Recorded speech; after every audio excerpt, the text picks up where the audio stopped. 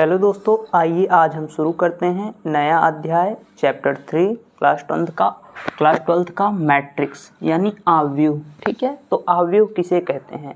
General अगर NCERT की परिभाषा देखें तो उसमें कहा गया है संख्याओं और फलनों का जो आयताकार क्रम विन्यास होता है उसे आव्यूह कहते हैं।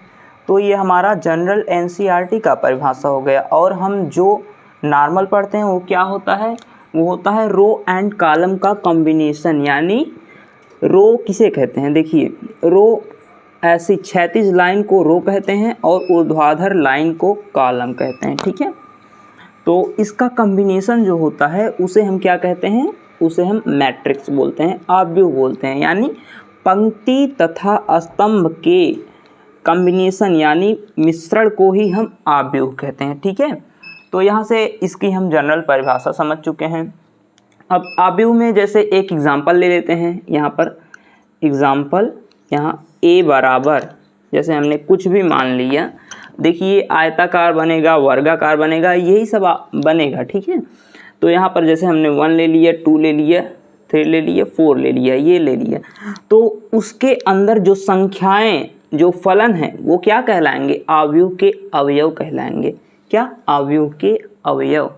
ठीक है, तो उसके बाद ये तो हो गए अवयव, और यहाँ होती है इसकी कोटि यम क्रॉस यन।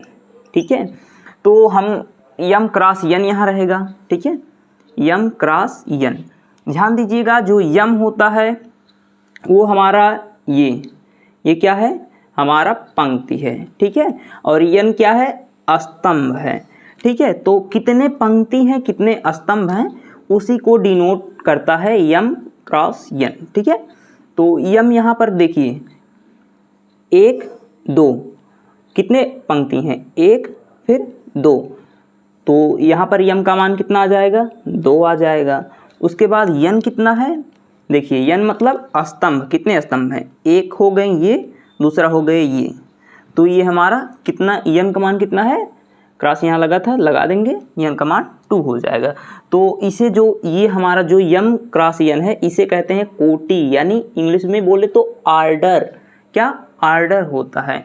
तो ये हो गया हमारा आर्डर, और ये हो गए हमारे अवयव। जैसे हमारा अवयव क्या हुआ? 1 हो गया, 2 हो गया, 3 हो गया, 4 हो गया, ये सब क्या कहलाएंगे? अवयव कहलाएंगे आव्यूह के। ठीक है, यहाँ से हो गया। तो उसके बाद एक और एग्जाम्पल ले लेते हैं। वहाँ से हम क्या करेंगे? आव्यूह की पोजीशन कैसे पहचानेंगे? एग्जाम्पल क्या? a बराबर हम कुछ ले लेते हैं, जैसे यहाँ पर a11, ठीक, a2, उसके बाद क्या आ जाएगा? a12, ठीक है, फिर a21, a22। ध्यान दीजिएगा, इसे जो a11 है, ध्यान दीजिएगा, यहाँ पर हम लिख रहे हैं, यहाँ दिखाई दे रहा होगा aij जो होता है ये पोजीशन को डिनोट करता है। देखिए, यहाँ पर i का मान 1 रखेंगे। ठीक है, यदि आप कुछ भी ले लीजिए, i का मान 1 रखेंगे। देखिए, यहाँ से a जो है, ये क्यों बन जा रहा है? a जो है, अगर i का मान हम 1 लेंगे, ठीक, i का मान 1 लेंगे और उसके बाद j का मान 1 लेंगे, तो a11, देखिए i जो है पंक्ति को डिनोट करेगा, ये पहली पंक्ति को। ठीक है, और j क्या है? पहले स्तंभ को डिनोट कर, क्योंकि यहाँ पर 1 1 ही है, तो यहाँ पर 1 लिखा है तो पहली पंक्ति, फिर 1 लिखा है पहला स्तंभ। i, देखिए i फॉर यहाँ पर पंक्ति हो जाएगा। ठीक है, पंक्ति हो जाएगा, और j फॉर क्या हो जाएगा? स्तंभ हो जाएगा। ठीक है, j फॉर स्तंभ हो जाएगा। तो यहाँ पर हम जैसे a बराबर, यहाँ पर i j का मान क्या लिए हैं? 1 1 ले लिए हैं, तो यहाँ पर क्या हो जाएगा? इसका पोजीशन पहला हो जाएगा, a11 हो जाएगा।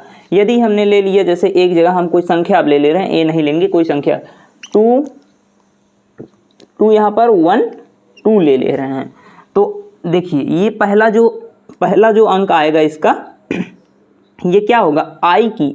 i पोजीशन है, और ये क्या है? j पोजीशन है। i किसको डिनोट कर रहा है? पंक्ति को। j किसको डिनोट कर रहा है? स्तंभ को। तो i देखिए ध्यान से, पंक्ति में जो पहला है वही देखेंगे, पहली पंक्ति, दूसरी पंक्ति, पहला इसी पंक्ति में होगा। ठीक है, और j दूसरा क्या कह रहा है? दूसरा स्तंभ, पहला स्तंभ ये हो गया, दूसरा स्तंभ ये हो गया। तो ऐसे कर देंगे, देखिए हमारा ये अवयव मिल गया। तो हमारा यही हो जाएगा A12 जो हमने यहाँ पर 2 लिया था, ठीक है। यहाँ पर भी आप दे सकते हैं यही 2 वाला है। तो उसके बाद ये हमारा हो गया पोजीशन। अब हम आएंगे अवयव के प्रकार में। समझ लीजिएगा ये I और J, तो हमें ये I J तो समझ में आ गया पंक्ति स्तंभ, लेकिन हम कैसे याद रखेंगे कि पहले पंक्ति होता है या फिर पहले स्तंभ होता है, इसमें हमें कन्फ्यूजन हो सकता है। तो इसलिए ध्यान दीजिएगा, स्तंभ यानी खड़ा हुआ और पंक्ति यानी लेटा हुआ। तो ध्यान से समझिए, जब कोई लड़का होता है, छोटा सा होता है, तो पहले वह लेटा ही रहता है, फिर धीरे धीरे बाद में खड़ा होता है। तो पहले क्या आ जाएगा, लेटा वाला यानी पंक्ति आ जाएगा। स्तंभ यानी खड़ा हुआ, जो बाद में बच्चा खड़ा होता है तो खड़ा वाला बाद में आएगा। तो आई क्या हो जाएगा, लेटा हुआ पंक्ति। जे क्या हो जाएगा, खड़ा हुआ स्तंभ। ठीक है, ऐसे आप इस ट्रिक से इसे याद रख सकते हैं। ठीक है, ये आपको कभी नहीं भूलेगा।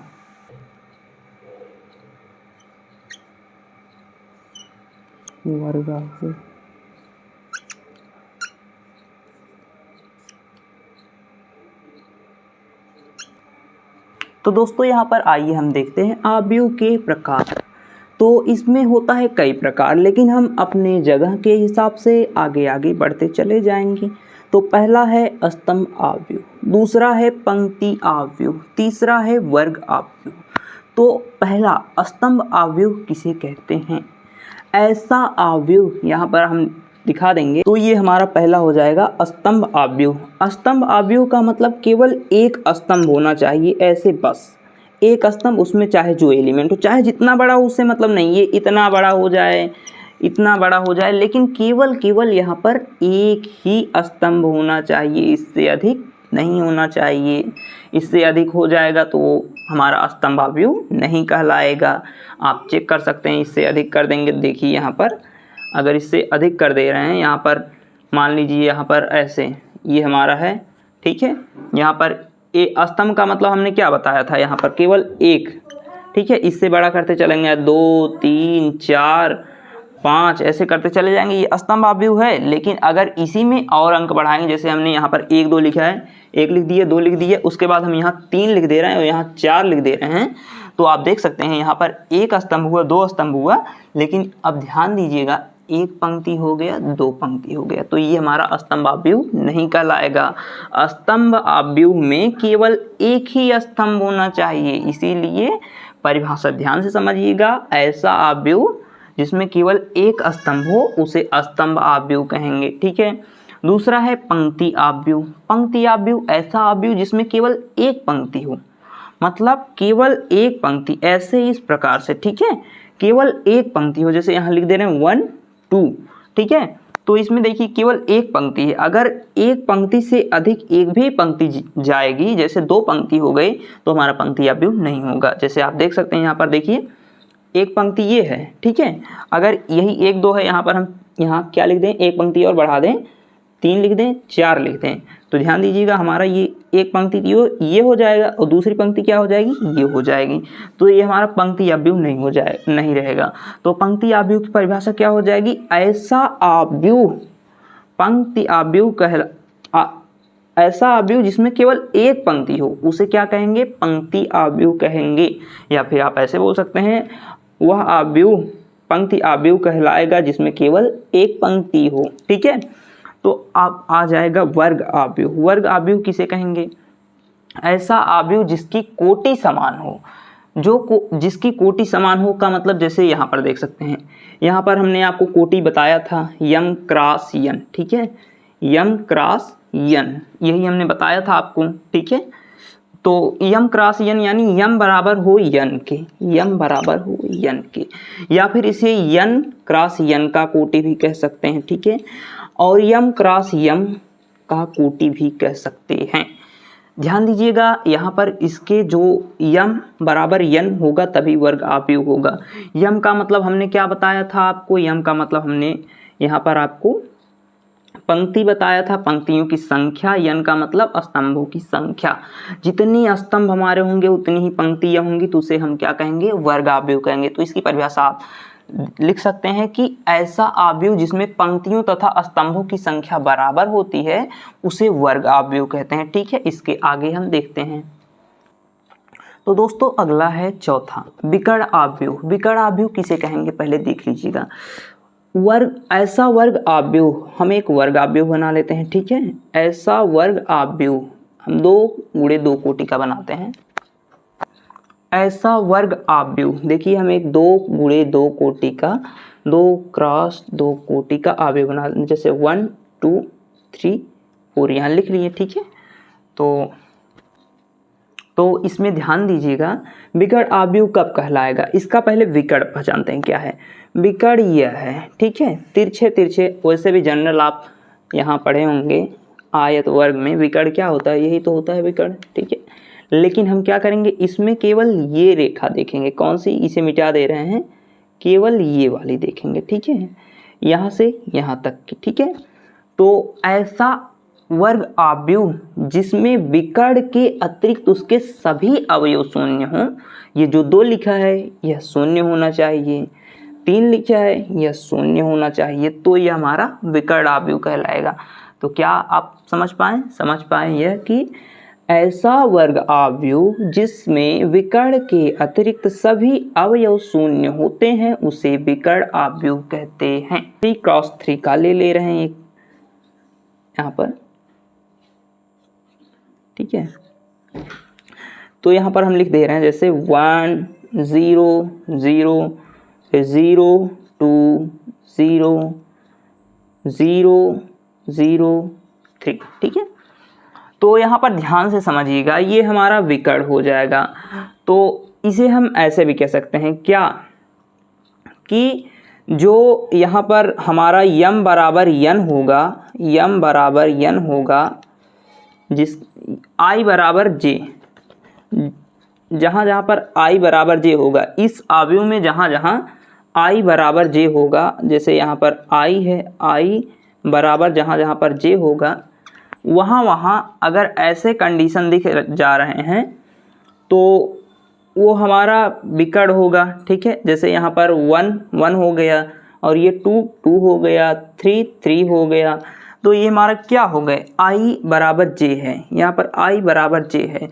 इन अवयव को छोड़कर जो आई बराबर ये हैं, ये जो हैं, इन अवयव को छोड़कर जो आई नॉट इक्वल टू जे हैं, क्या आई नॉट इक्वल टू जे हैं, वो क्या होने चाहिए, शून्य होने चाहिए, बिलोंग्स टू शून्य। तब हमारा क्या हो जाएगा, यह विकर्ण आव्यूह हो जाएगा। ठीक है, इसका कुछ न कुछ मान आएगा, आपका कुछ न कुछ नेचुरल नंबर आएगा। ठीक है, नेचुरल नंबर या कुछ भी हो सकता है 0 के अतिरिक्त, तो हमारा यह क्या हो जाएगा, विकर्ण आव्यूह हो जाएगा। ठीक है, अब दूसरा देखते हैं अदिश आव्यूह। तो दोस्तों दूसरा आ जाता है अदिश आव्यूह। अदिश आव्यूह का मतलब सबसे पहले इसे समझिए। अदिश आव्यूह का परिभाषा क्या है, ऐसा विकर्ण आव्यूह, क्या पहले ही बोल दिए, ऐसा विकर्ण आव्यूह, वह विकर्ण आव्यूह होना चाहिए, लेकिन उसमें क्या होना चाहिए, उसके विकर्ण में जितने अवयव हों सभी समान होने चाहिए। जैसे यहाँ 2 है तो यहाँ भी 2 होना चाहिए, यहाँ भी 2 होना चाहिए। ठीक है, तो उसे हम क्या कहेंगे, अदिश आव्यूह कहेंगे। क्या बोलेंगे, अदिश आव्यूह। तो फर्स्ट ऑफ ऑल वो विकर्ण आव्यूह होना चाहिए। विकर्ण आव्यूह का मतलब ये जो हैं, ये जो विकर्ण है उसके अतिरिक्त सभी अवयव शून्य होने चाहिए, तब विकर्ण होगा। ठीक है, उसके बाद जब विकर्ण हो गया तो उसके बाद जो विकर्ण है उसके सभी अवयव समान होने चाहिए, तब वो क्या हो जाएगा, अदिश आव्यूह हो जाएगा। ठीक है, ये हमारा हो गया अदिश आव्यूह की परिभाषा। दूसरा अब आ जाता है छठवां, तत्समक आव्यूह। तत्समक आव्यूह की क्या कंडीशन है, ध्यान दीजिएगा। यहाँ पर यदि कोई आव्यूह है, ठीक है, यदि कोई आव्यूह है और वह क्या होना चाहिए, अदिश आव्यूह है, ध्यान दीजिएगा यहाँ पर 0 लिख दे रहे हैं, यहाँ 0 नहीं, यहाँ 0 तो नहीं रहेगा, 1 लिख दे रहे हैं, 0 लिख दे रहे हैं, 0 लिख दे रहे हैं। ठीक है, 0 लिख दे रहे हैं, 1 लिख दे रहे हैं, 0 लिख दे रहे हैं, 0 लिख दे रहे हैं, 0 लिख दे रहे हैं, 1 लिख दे रहे हैं। ऐसा विकर्ण आव्यूह या फिर ऐसा अदिश आव्यूह जिसका विकर्ण एक हो, विकर्ण के सभी अवयव एक हों, उसे क्या बोलेंगे? तत्समक अवयव बोलेंगे। ऐसा अवयव जिसका विकर्ण एक हो, क्या हो? एक हो, मतलब उसका ये मान एक होना चाहिए, विकर्ण के अवयव का मान एक होना चाहिए, उसे क्या बोलेंगे? उसे बोलेंगे तत्समक अवयव। ठीक है, तो दोस्तों यहाँ पर एक आता है जो टॉपिक है, ध्यान समझिए उसे। यह है कि देखिए प्रत्येक तत्समक एक अदिश अवयव हो सकता है, क्योंकि अदिश अवयव की परिभाषा क्या है? विकर्ण के सभी अवयव समान होने चाहिए, इसमें भी विकर्ण के सभी अवयव समान हैं, तो प्रत्येक तत्समक अदिश अवयव हो सकता है, लेकिन प्रत्येक अदिश अवयव तत्समक अवयव नहीं हो सकता है। क्यों? क्योंकि देखिए यहाँ पर अदिश अवयव में यहाँ पर सभी अवयव समान होने चाहिए, यही नियम है, लेकिन जरूरी नहीं है कि वह एक ही हो। ठीक है, वह एक होने पर कोई मान नहीं है, लेकिन तत्समक एक होना ही चाहिए उसका विकर्ण। ठीक है, तब वह तत्समक कहलाएगा। इसलिए सभी तत्समक अवयव अदिश अवयव हो सकते हैं, लेकिन प्रत्येक अदिश अवयव तत्समक अवयव नहीं हो सकते हैं। ठीक है, सातवां आ जाता है शून्य अवयव। शून्य अवयव मतलब ऐसा अवयव, ऐसा वर्ग अवयव जिसका प्रत्येक अवयव शून्य हो, वर्ग हो या वर्ग अवयव ना हो, लेकिन प्रत्येक अवयव शून्य होगा तो क्या कहलाएगा? शून्य अवयव कहलाएगा। मतलब कोई भी अवयव देखिएगा सब शून्य ही रहेंगे तो क्या हो जाएगा? शून्य अवयव हो जाएगा। ठीक है,